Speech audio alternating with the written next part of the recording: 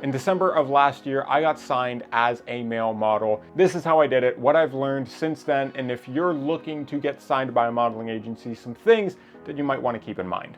I'm based in Toronto, so I looked at different Toronto-based modeling agencies and applied to them. There's a lot that I was familiar with already being a photographer and working with different modeling agencies, so I kind of kept that in the back of my mind while applying. Ultimately, after sending out a few applications, I got signed to Dolcetto Models, who also have an office in Montreal as well.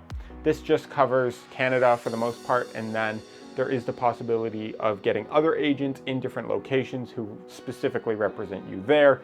It's not like some other industries, acting, for example, where you might just have one agent that covers you across the globe. It's a little different. Now, if you're a model, if you're a male model, if you're a female model, whatever, and you're looking to get signed by an agent, you want to look at what their requirements are. Every modeling agency is going to have, they usually have a submit form on their website.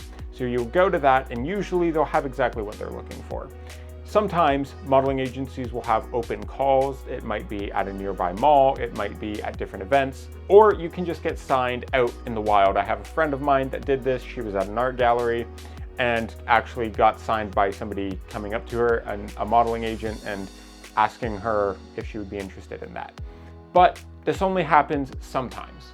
Other ways that people have got signed are being found through things like TikTok or Instagram. But if you're looking to seek out these agencies and become a model yourself, if you're not looking for serendipity to strike and them reach out to you, here's how you go to them. On these websites, they should have a submission form that will show you everything they want.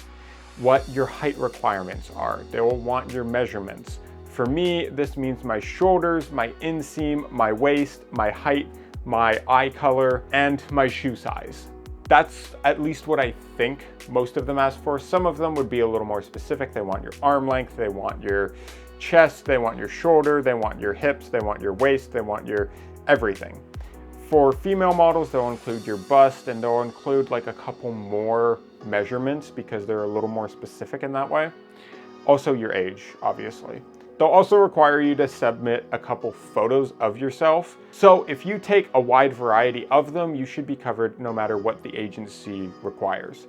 So you'd have a nice tight about here, headshot looking straight onto the camera. You'll get one profile. Usually it's just the one profile. Sometimes you'll get a 3/4, kind of like how I'm sitting right now. Then they will do pretty much the same in a full body. Then they might have a straight on or a profile 3/4 shot. So if you take about your mid thigh up, that will be another shot as well. Let's say you have your close-up profile, your close-up straight on, your full length profile, your 3/4. You're looking at about 5 to 6 photos that you'll probably be sending them. Some also require your hands as well, depending on the agency. And then you'll submit those. You might not hear back. There's been agencies that I've submitted to that I haven't heard back at all. There's been other ones that I've submitted to that they will call me in for a meeting, and then I'll come in, we'll talk things over, and sometimes they'll offer you a contract right away. Sometimes we'll talk about things. Sometimes they might want to change things. My agency wanted to change my hair. It was a little shorter here and a little longer up top, so they wanted it all kind of more uniform and also a little bit shorter. So that's what we did. And then if you do get signed, you'll get a large contract going over just about everything. Take your time, look through it. The main thing is if they ask you to pay any money up front, I urge you to not do so. Usually these are modeling agencies that will not get you work, and the majority of their income comes from signing on new models and then having them pay hundreds of dollars to even join the roster. Any professional, reputable modeling agency will not ask you to do this. Now, with that huge disclaimer out of the way, then after that, they will take what are called digitals of you. This is where you're going to be wearing nice neutral colors, black pants, black shirt, jeans, t-shirt, whatever, something that's pretty form-fitting and flattering. They'll take pretty much the same type of photos you already sent them, just more professional quality. They'll also probably take your hands as reference photos, and they might do a little intro video of you as well.